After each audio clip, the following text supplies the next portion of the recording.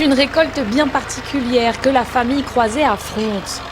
Là où d'ordinaire une douzaine de personnes s'affairent dès la fin août, ils ne sont que 4 cette année dans les vergers.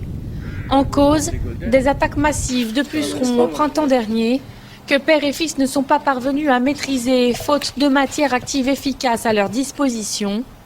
La conséquence de la disparition des fameuses néonicotinoïdes, désormais interdites d'usage en France. Ici, les pommes atteignent péniblement la taille d'une prune et sont immangeables tant elles sont amères. Malgré 6 traitements insecticides dans les 7 premières semaines de départ de végétation, les pucerons ils ont été plus forts que nous.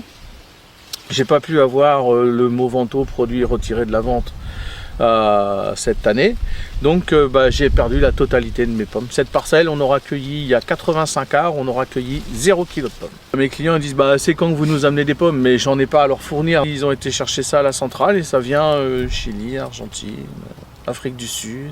D'ordinaire, la récolte ici atteint les 120 voire 140 tonnes de pommes par an.